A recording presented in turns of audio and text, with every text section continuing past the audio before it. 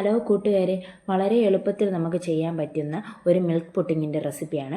വളരെ ഈസി ആയിട്ട് നമുക്ക് ചെയ്യാൻ പറ്റും. വീട്ടിലുള്ള ചേരുവകൾ മാത്രം ഉപയോഗിച്ച് നമുക്ക് വളരെ എളുപ്പത്തിൽ ചെയ്യാൻ പറ്റുന്ന ഒരു പുഡിങ്ങാണിത്. ഒരു പാത്രത്തിൽ പഞ്ചസാരയും വെള്ളവും ഒഴിച്ച് കാരമൽസ് ചെയ്തിട്ട് ഒരു പാത്രത്തിലേക്ക് ഒഴിച്ചു വയ്ക്കാം. ശേഷം ഒരു പാത്രത്തിൽ 2 മുട്ട പൊട്ടിച്ച് നന്നായി ഒന്ന് മിക്സ് ചെയ്ത് മാറ്റി വയ്ക്കണം. ഇനി ഒരു പാത്രത്തിൽ ആവശ്യത്തിനുള്ള പാലും ആവശ്യത്തിന് പഞ്ചസാര ഇട്ട് നന്നായി ഒന്ന് ചൂടാക്കി എടുക്കണം. ഇനി നമുക്ക് ആവശ്യത്തിന് നെയ്യും കൂടെ ചേർത്ത് കൊടുക്കാം.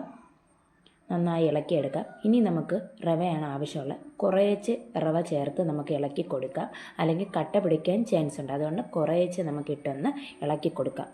ഒന്ന് തിളയ്ക്കുന്നത് വരെ ഇളക്കി കൊടുക്കാം. ചെറുതായി ഒന്ന് തിക്കായി വന്നിട്ടുണ്ട്. ഇനി ഗ്യാസ് സ്റ്റവ് ഓഫ് ചെയ്ത് അതിനുശേഷം ഒരു ചെറു ചൂട് മാറാൻ വേണ്ടി നമുക്ക് മാറ്റി വയ്ക്കാം.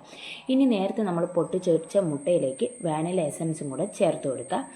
ഈ ചേർത്ത് കൊടുത്ത മുട്ട നമുക്ക് നേരത്തെ ഇളക്കി വെച്ച് ആ റവയിലേക്ക് കുറേച്ചെ ഒന്ന് വീഴ്ത്തി കൊടുത്ത് എന്ത് ചെയ്യാം, നമുക്ക് ഇളക്കി കൊടുക്കാം.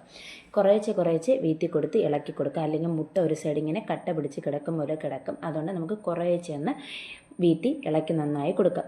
ശേഷം നമ്മൾ കാരമൽസ് ചെയ്ത് വെച്ച പാത്രത്തിലേക്ക് നമുക്ക് ഈ വീഴ്ത്തി കൊടുക്കാം.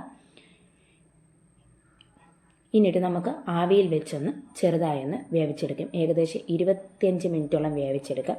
അങ്ങനെ അടിപൊളി ടേസ്റ്റി പുഡിംഗ് റെസിപ്പി ഇവിടെ റെഡി ആയിട്ടുണ്ട്. വളരെ എളുപ്പത്തിൽ ചെയ്യാൻ പറ്റുന്ന ഒരു പുഡിംഗാണിത്.